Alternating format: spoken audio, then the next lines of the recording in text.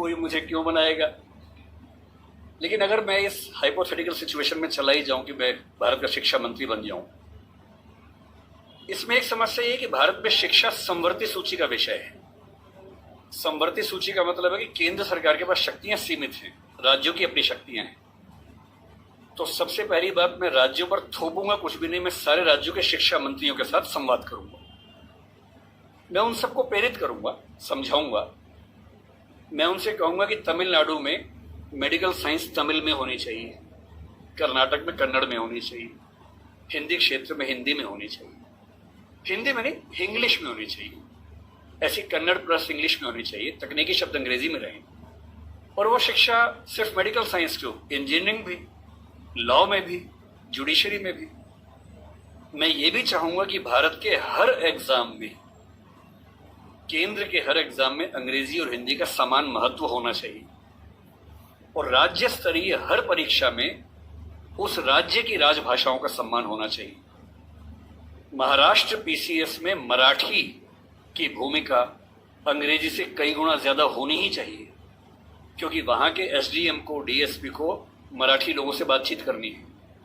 और यदि किसी राज्य में 2-3 राजभाषाएं हैं तो वहां की परीक्षा में उन दोनों तीनों राजभाषाओं की परीक्षा होनी चाहिए, ताकि वो व्यक्ति सेवाओं में आए जो उन भाषाओं को बोल सकता है। कुछ ऐसे प्रयास। और तीसरी बात, अभी हमें शिक्षा पर बजट हम बहुत कंजूसी से खर्च करते हैं। हमारा ज्यादा बजट सेना पे खर्च होता है और चीजों पे होता है।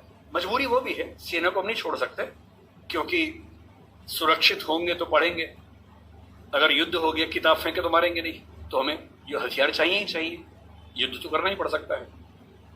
पर मैं चाहूंगा कि शिक्षा पर हमारा खर्च बढ़े। एक ऐसी, भाई हिंदी में समस्या क्या होती है, और ये हिंदी के साथ बाकी भारतीय भाषाओं में, आपको हर विषय में अच्छे अध्यापक ही नहीं मिलते हैं। अच्छे अध्यापक क्यों नहीं मिलते हैं? क्योंकि अच्छे कॉलेज ही नहीं है। अच्छे कॉलेज क्यों नहीं है? क्योंकि अच्छे शिक्षक पहले बने ही नहीं थे। अच्छे शिक्षक क्यों नहीं बने थे? क्योंकि उनको पता था कि नौकरी मिलेगी नहीं। अगर नौकरी इंग्लिश में ही मिलेगी तो लोग इंग्लिश मीडियम में ही पढ़ेंगे। इस बच्ची ने अभी भी कहा कि मैं अंग्रेजी माध्यम में, मुझे हिंदी ज्यादा समझ में आती है। पर ये अंग्रेजी माध्यम में क्यों है? क्योंकि नौकरी का संकट है, एक मजबूरी है कि नौकरी इंग्लिश में मिलेगी।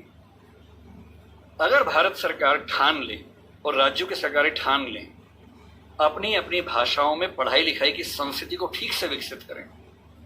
रामविलास शर्मा जी ने कहा था कि हर जिले में एक विश्वविद्यालय होना चाहिए अपनी भाषा में। आंध्र प्रदेश के हर जिले में एक तेलुगु विश्वविद्यालय हो, जो उस जिले की विशेषताओं को केंद्र में रखकर ज्ञान, विज्ञान, कौशल का विकास करता हो। ये हिंदी पट्टी में होना चाहिए। हर जिले में विश्वविद्यालय हो, छोटा ही हो, एक विश्वविद्यालय हो। उस जिले में खेती कैसे अच्छी हो सकती है, उस जिले में उद्योग कैसे पनपेगा, स्टार्टअप कैसे होगा, उस पर रिसर्च वहां पर हो, वहां की भाषा में हो, वहां के किसान को समझ में आती हो। और देखिए, अनुवाद की दुनिया बड़ी समृद्ध हो चुकी है। आज से 4 साल पहले गूगल ट्रांसलेट करने पे हंसी आती थी।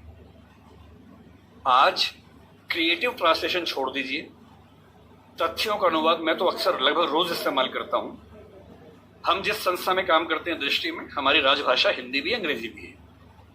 और मैं सुनिश्चित करता हूं कि हमारी संस्था में जितने भी नोटिफिकेशन आएंगे पहले हिंदी में आते हैं, फिर अंग्रेजी में आते हैं। मैं खुद बनाता हूं, दोनों भाषाओं में बनाता हूं। पहले हिंदी में, गूगल ट्रांसलेट पे जाता हूं, 1 सेकंड में अनुवाद हो जाता है। फिर उसको चेक करता हूं। आश्चर्य आपको होगा कि पहले 40-50% सही होता था, आजकल 95-97% सही होता है। मुश्किल से 2 साल रुक जाइए, ये मामला 100% का होने वाला है। जिस दिन 100% का हो गया, उस दिन हिंदी वालों का ये बहाना खत्म हो जाएगा कि हिंदी में कंटेंट नहीं है। आपको अंग्रेजी का जो अखबार पढ़ना है, आज से 2 साल बाद पता क्या होगा, आप नेट पे जाएंगे, द हिंदू मान लीजिए पढ़ना है आपको, आप द हिंदू पे जाएंगे, नीचे क्या लिखा होगा, कौन सी भाषा में पढ़ेंगे, सारी भाषाओं के नाम होंगे, यहां तक कि स्पेनिश और फ्रेंच भी लिखा होगा। आप हिंदी क्लिक करेंगे, पूरा अखबार हिंदी में आएगा आपके सामने। फिर क्या बहाना बचता है? दुनिया की जो भी किताब पढ़नी है, एक टैबलेट आपके पास होगा या बुक रीडर होगा, दुनिया की जो किताब पढ़नी हो अपनी भाषा में आप पढ़ेंगे और अनुवाद की समस्या रत्ती भर नहीं होगी। मुश्किल से 5 से 10 साल के बाद ऐसी डिवाइसेस आ जाएंगी ईयरफोन लगा होगा आपके कान में। आप जैसे मैं भी जब विदेश में जाता हूं, जहां अंग्रेजी चलती है वहां दिक्कत नहीं आती। अब जैसे मान लीजिए मैं ऑशविट्ज, एक आपने सुना होगा जहां नाजी अत्याचार हुए थे, मैं 2 दिन पहले पोलैंड में वहीं गया हुआ था। वहां हर चीज पोलिश भाषा में लिखी हुई थी, कहीं कहीं अंग्रेजी थी। अब समझ में नहीं आ रहा कैसे पढ़ूं। गूगल ट्रांसलेट पे जाके कैमरा ऑन करना है, लैंग्वेज में आपने कर दिया पॉलिश टू इंग्लिश। आप कैमरा जहां जहां ले जा रहे हैं पॉलिश इंग्लिश में कन्वर्ट होकर दिख रही है आपको, कोई समस्या ही नहीं है। वो सारी पॉलिश लिखी है, मैं सारा अंग्रेजी में पढ़ रहा हूं, कहीं कहीं हिंदी में पढ़ रहा हूं, सब कुछ हो चुका है। मुश्किल से 2-3 साल बाद क्या होगा, ऐसे हेडफोन्स और माइक आ जाएंगे। आप अपने कंप्यूटर से या फोन से कनेक्टेड हैं, एक पॉलिश व्यक्ति या मान लीजिए डच व्यक्ति आपसे बात कर रहा है, नीदरलैंड्स का, उसको केवल डच आती है, मुझे केवल हिंदी आती है। मैंने अपने फोन में डच से हिंदी सेट कर दिया, उसने अपने फोन में हिंदी से डच सेट कर दिया। वो डच बोल रहा है, मेरे हेडफोन में जो माइक है वो उसको सुन रहा है, कंप्यूटर कनेक्टेड है, फोन कनेक्टेड है, मेरा फोन तुरंत उसको हिंदी में कन्वर्ट करके मुझे हिंदी में सुना रहा है। मैं हिंदी बोल रहा हूं, उसे डच में सुन रहा है। और ये मैक्सिमम अगले 5 साल का मामला है। 5 साल बाद बेबीलोन की मीनार बन जाए।